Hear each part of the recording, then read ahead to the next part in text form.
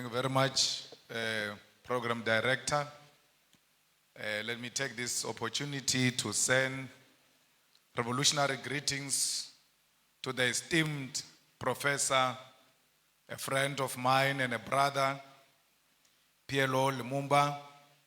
Let me also greet our mother, the founder of this important university, Mama Martha Kasanga Mulwa, and greet your husband wherever he is, that he left us a lasting legacy that we stand to celebrate here today. The leadership and academic staff, our Vice Chancellor, the Chancellor is here, and all the staff members who are here today to celebrate with us. And we also want to send our revolutionary greetings to the leadership of our province, what we call a province, I hear you call it sub-national, the governor, and all these politically elected leaders who are here today. We are really grateful for your presence. Let me also send my greetings to the Lukenya University students and members of the community, members of the media and fellow Africans. Today it feels good to be African. Right here in Kenya, a place we call our home, because all of Africa is our home. No one can ever say to me, welcome to Kenya or Lukenya or Nairobi, as if I'm a visitor. I regard no part of Africa as being foreign to me, because Africa, all of it, belongs to me and I belong to Africa. It is a humbling honor to be invited to address the launch of the prestigious Pan-African Institute, which is targeted at creating intellectual collaboration and unity amongst the people of the continent. Let us therefore begin by congratulating you on this initiative, which is long overdue in light of the importance of the continent to reclaim its intellectual and academic identity within the global community in general. We know that ideas are at the core of the African capacity to chart its own destiny within the community of the world.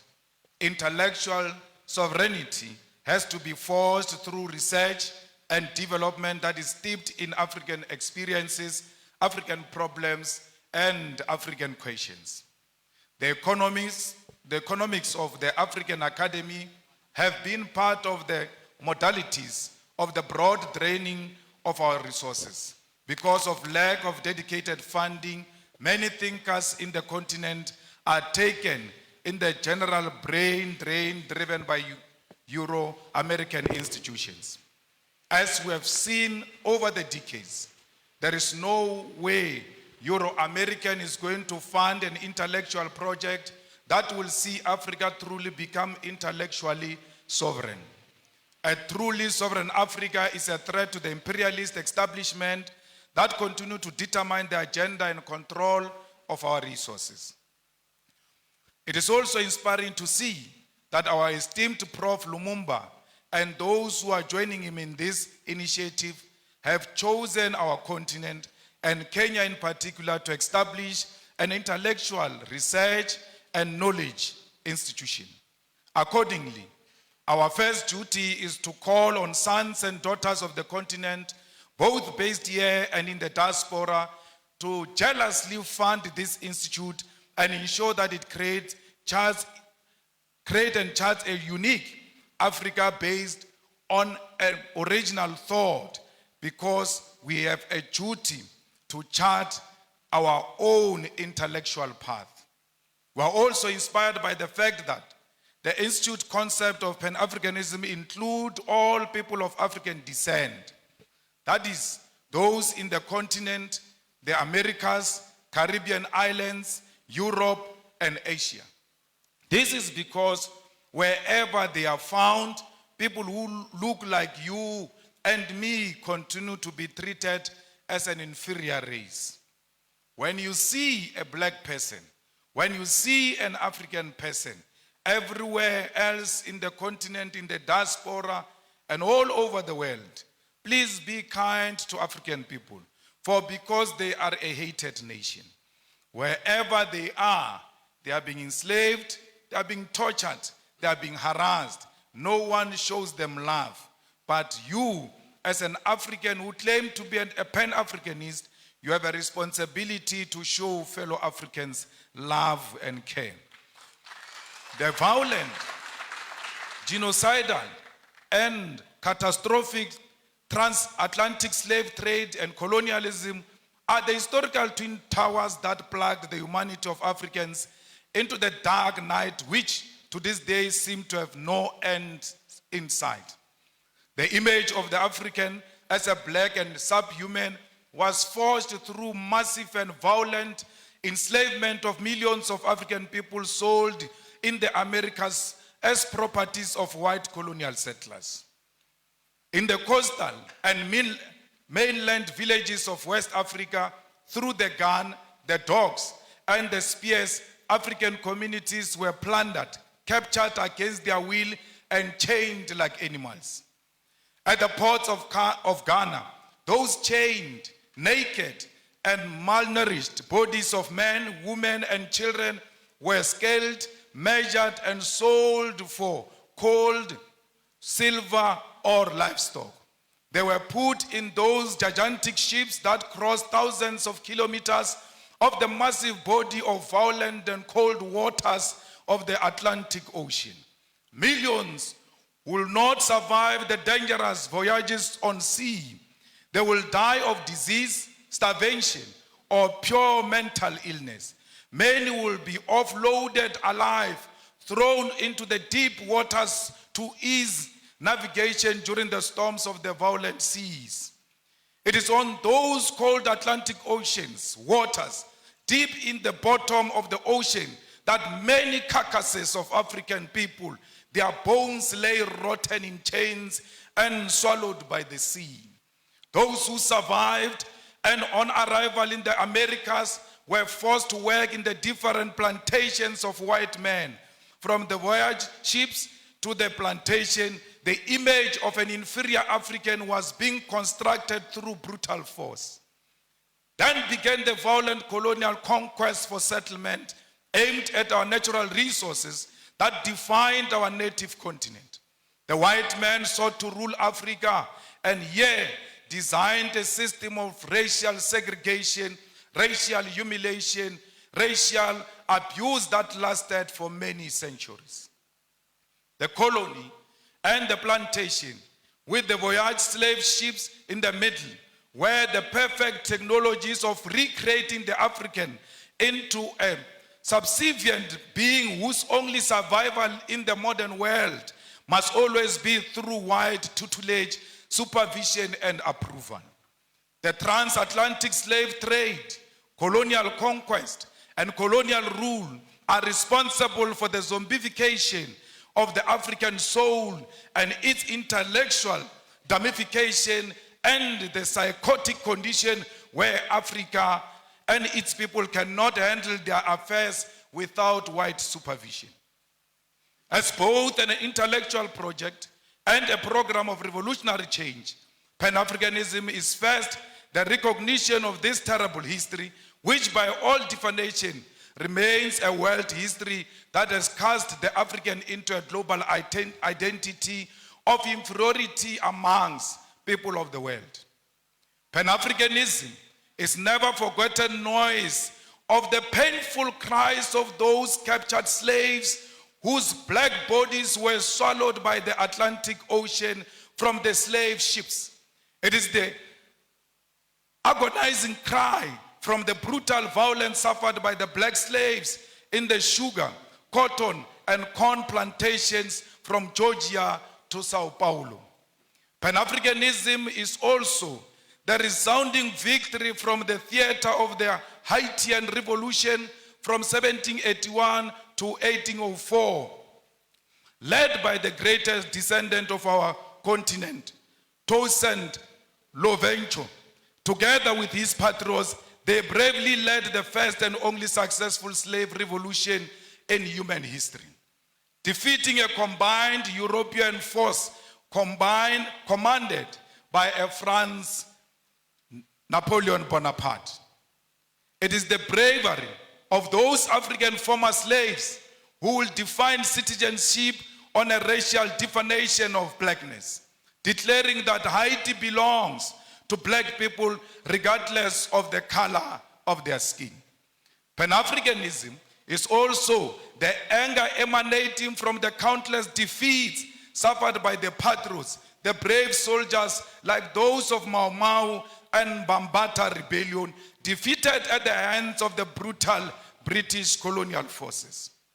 It is the intellectual heritage of Marcus Garvey, W.E. Du Bois, Booker T. Washington, Harriet Tubman, Pixley Isaac Aseme, Charlotte Mateke, Winnie Mandela, Kwame Nkrumah, Seiko Tore, Julius Nyerere, Haile Selassie, C.L.R.A. James, Frantz Fanon, Thomas Sankara, and today our own Prof. Lumumba, together with us, must carry the mantle of the African Pan-Africanist call.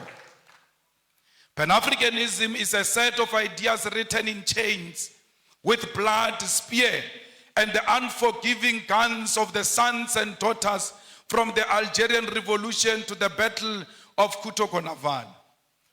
It is the one-party state of Africa as a whole, as professed by Marcus Garvey. It is Ami Caesarius' negritude, Kwame Nkrumah's African socialism, Steve Biko's black consciousness, Julius Nyerere, Ujamaa.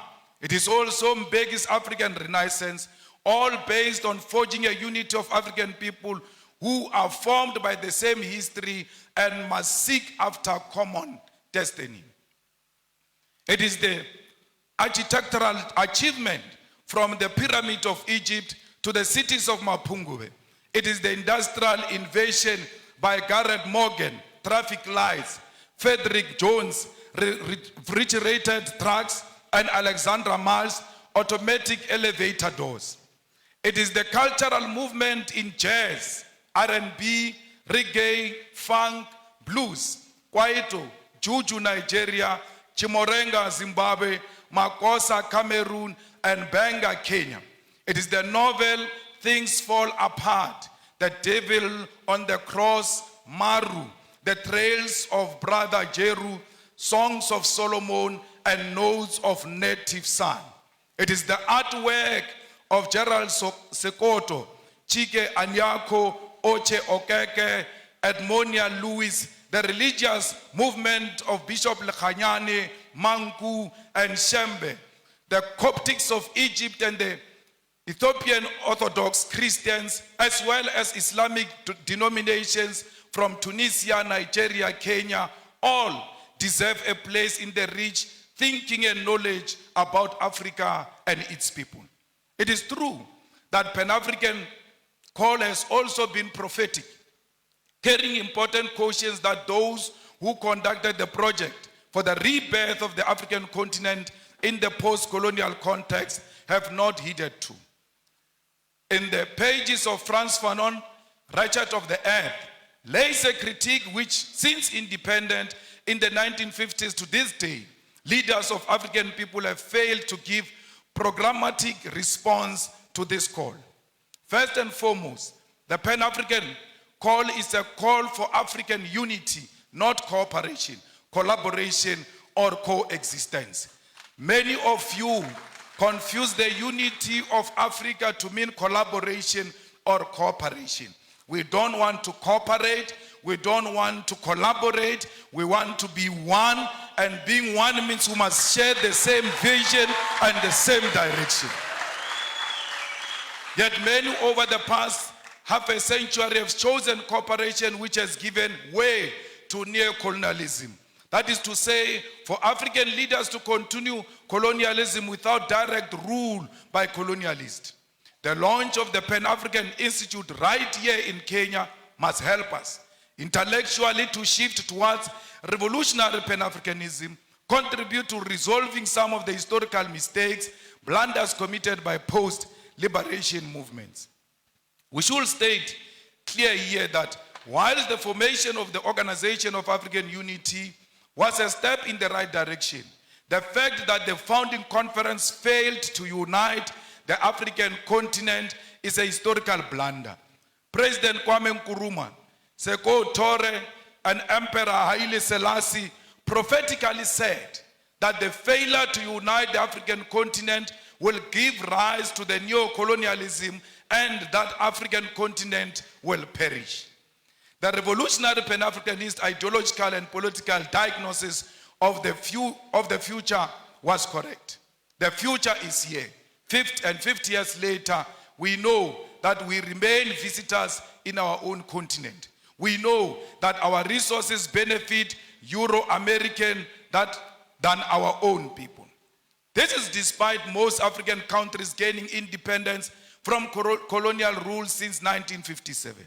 Massive, huge tracts of land, our mineral resources, our animals, our oceans are still owned and controlled by the colonial masters. There are no countries in the entire African continent that have gained full economic emancipation and independence. And this includes Ghana, which was the first to lead the road. Till to date, it can't claim that Africans in Ghana own the means of production.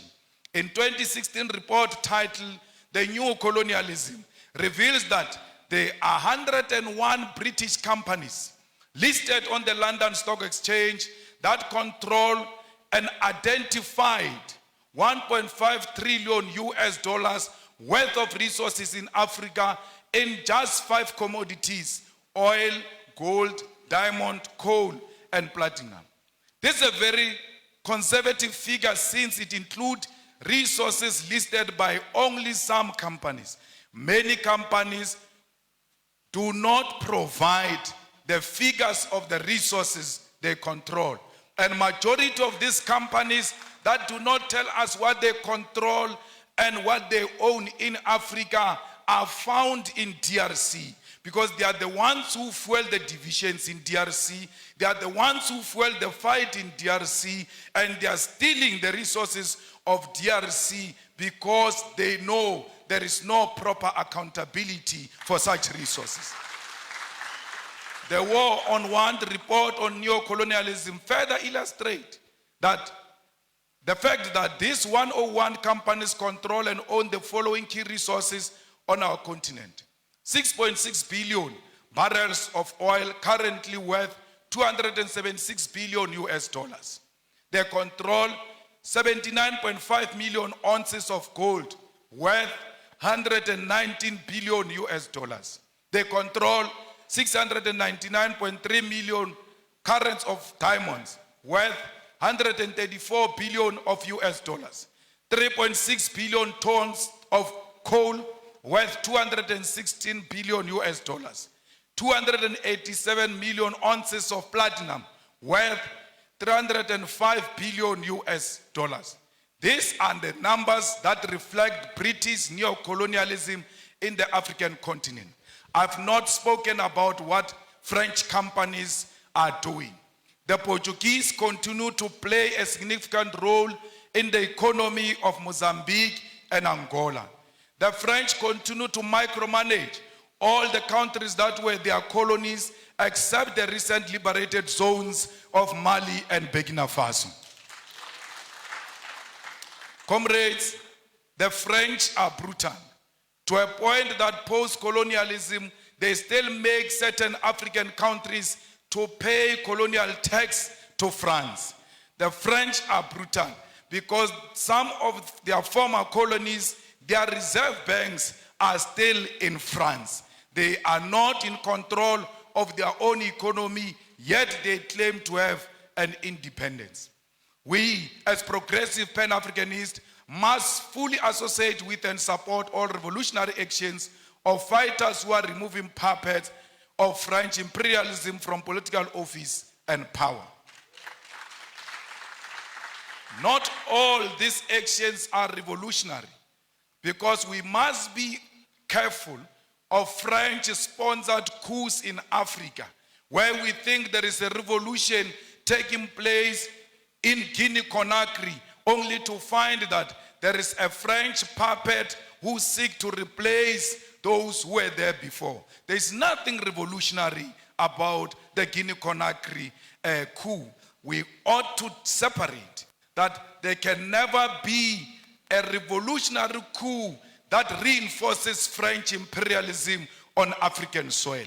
Anyone who comes into political office under the pretext that they are fighting a French puppet while knowing they are the French puppet themselves must be isolated by progressive Pan-Africanists.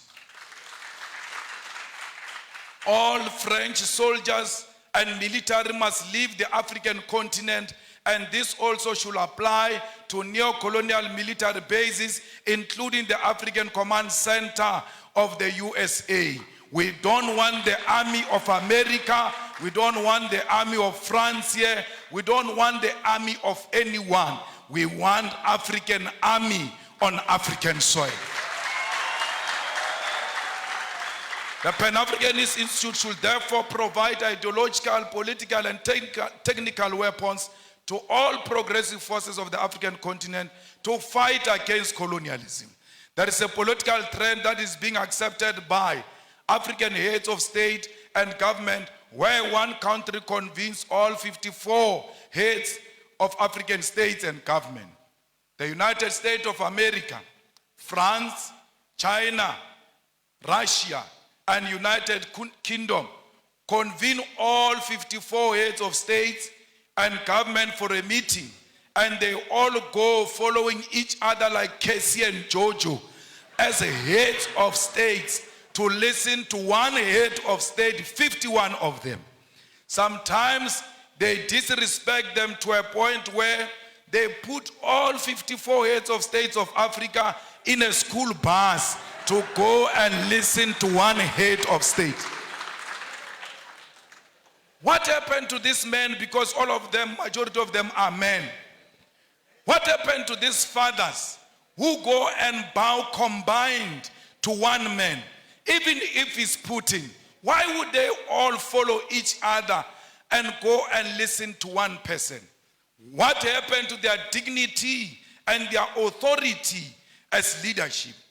They must have leadership qualities to know that Putin is equal to them, that China is equal to their own single country, irrespective of their size, because what matters is sovereignty. And if China recognizes that sovereignty, will respect the president of that sovereign country as an individual. Comrade Kwame Nkrumah noticed this when he said that neocolonialism also means the following: breaking up former large united colonial territories into a number of small non-viable states incapable of independent development. An external directed economic system and political policy, the state being obligated to take the manufactured products of the imperialist power to the exclusion of competing products from elsewhere. Payments towards the cost of running the state to ensure control over government policies, and foreign capital is used for the exploitation rather than the development of less developed regions. Governor, on my way here, we saw how the people here are working the land. We saw that there is no piece of land here that is not being utilized to the benefit of our people. But the question remains, where do these people sell these things? Because they can't consume all of them. Yes, they must produce to feed themselves and feed the whole Kenya and feed the continent and the world. Is the government buying food that is produced fresh from this soil, or do we have companies that are owned by white people in Nairobi who bring finished products into the land that has got products that can be bought directly from our own people? We say people must work the land. After they work the land, their own governments in Africa do not procure from those people. Because if it does not have a white color, they don't like it. Our leaders like their colonizers more than us. That's why they always seek after anything that looks like colonizers. 10 years ago, we as revolutionary activists and visionaries from south of African continent started a revolutionary socialist movement and Pan-Africanist movement, the EFF, Economic Freedom Fighters.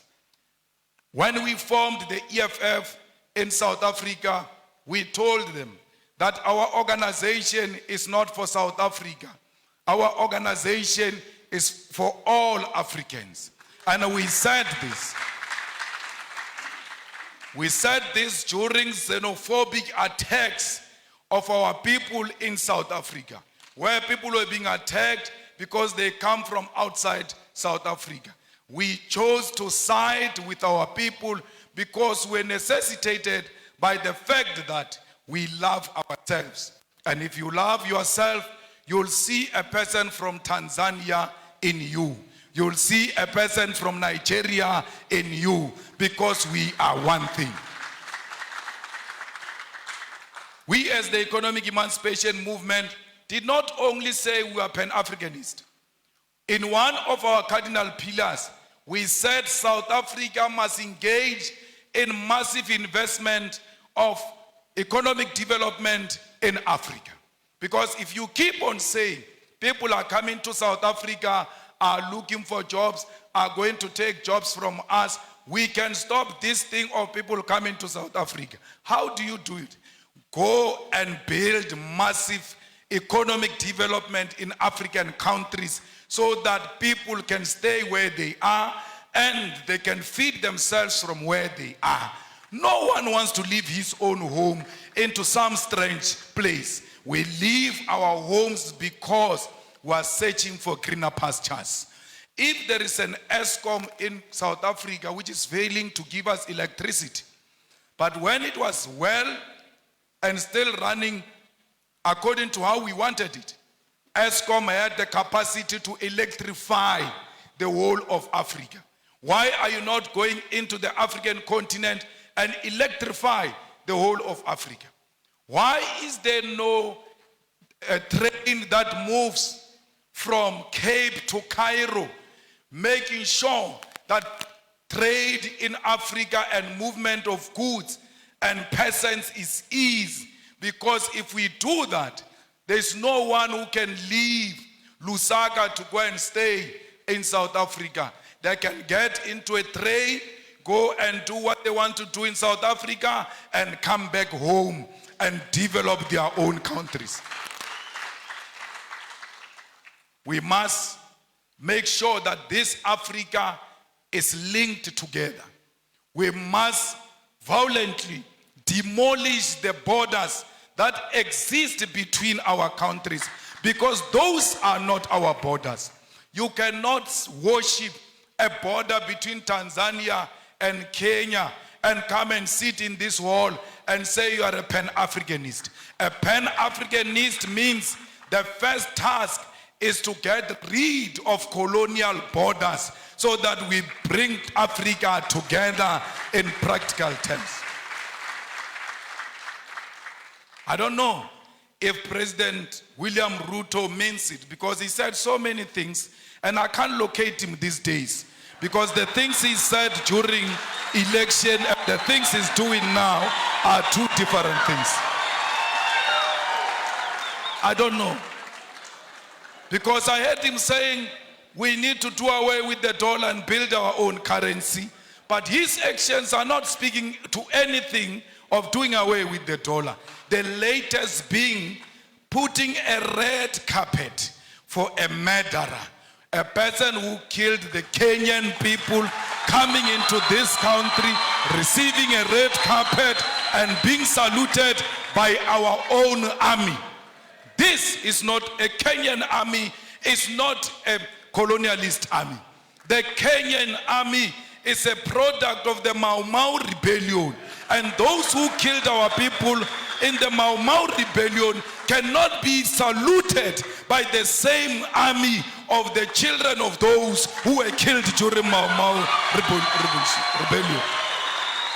We have a duty to stay true to the cause. We have a duty to remind the King and Britain of what they did to us. Indeed, he shows no remorse. He says this was bad, it shouldn't have happened. But he runs short of, I apologize. I am sorry. He will never say he is sorry, for because he thinks that his race makes him superior and he's not qualified to apologize to those who are junior to him. We call upon the Kenyan government to be firm and to decide what they want to be. Do they want to be Pan-Africanist, or do they want to be proponents of neo-colonialism? You can't have it both. Only one call must be made, and that call is of Pan-Africanism. It's not easy being a Pan-Africanist, for because the mindset of our people is so colonized, they are going to isolate you. They are going to look at you as if you are a mad person. They are going to look at you as if you are unreasonable. But it is a cause worth pursuing because of the generation that came before us. We don't want visas. We want one currency for Africa, because our currency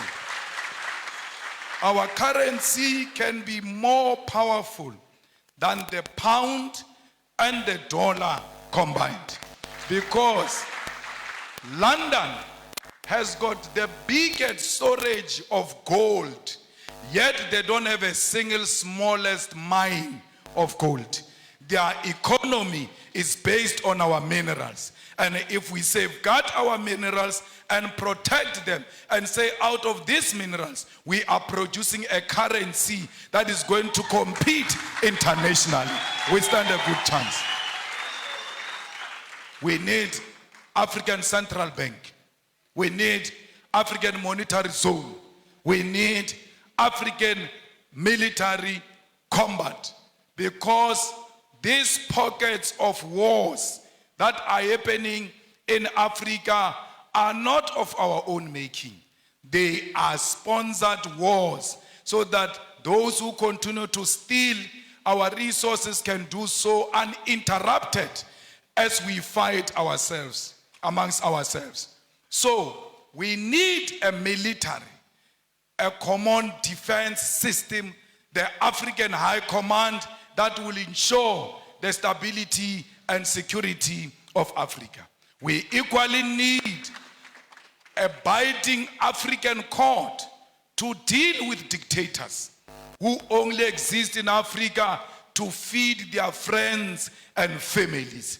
Those people must be prosecuted the African way, because ISIS is not meant to fight any crime, it's meant to pursue political fights. That's why ISIS will not declare a warrant of arrest against Netanyahu, but can declare a warrant of arrest against Putin, who has not bombed a hospital, who has not bombed a refugee camp, who has not declared a war on a certain ethnic group. We as Revolutionary Economic Emancipation Movement also associate with what Guinea's President Sekou Touré said in 1963. He said, above all, we must avoid the pitfalls of tribalism. There is tribalism taking place in DRC. All our leaders have taken a platform to support or to be against this one or that one. They've spoken on Palestine. They've spoken on the war between Russia and Ukraine. But I'm still to hear the stand of President William Ruto about the ongoing war that is not covered by anyone in DRC, where people are fighting over territorial expansion and plunder of resources, and blacks are killing other black people. And we pretend that we don't see. It's important as leaders of states and governments to always condemn violence and war, especially if it's barbaric and informed by tribalism and unjustifiable territorial expansions. Before you can speak about other countries, charity begins at home. Let there be peace in DRC. Without peace in DRC, Kenya will never know peace, because these rascals are going to learn from those wars in DRC and want to import them into Kenya. You have a duty to stop them there before they come into Kenya. Comrades, we will make sure the struggle of all immigrants, most of whom are economic migrants and asylum seekers in South Africa. We will never. In South Africa, they say to us, if you want to be elected, you must declare war on illegal immigrants. And illegal immigrants, they mean Africans. We have refused as the EFF that we will never declare war on any immigrant, illegal or legal. Illegal according to whose law?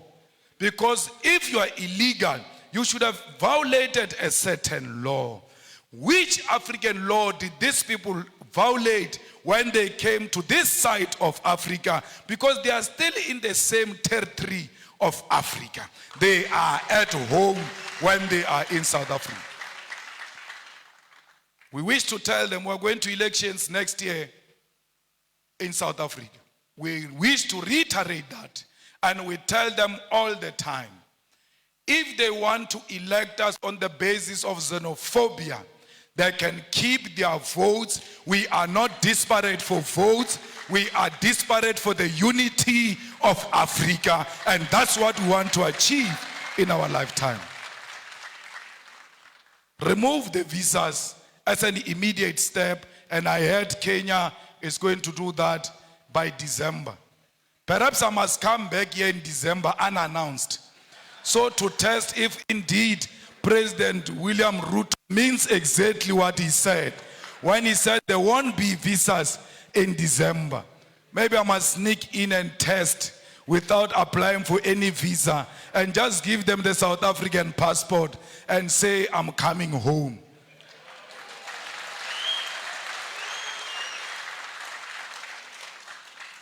Mama, we want to commit in front of you and all the dignitaries who are here and the students that this Pan-African Institute will be supported by the EFF.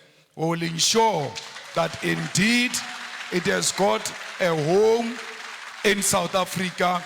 We will not only support it verbally, we will put money into it, we will pay the staff members of the institute, we will also pay the offices of the institute, because we believe that we must speak one language as Africa.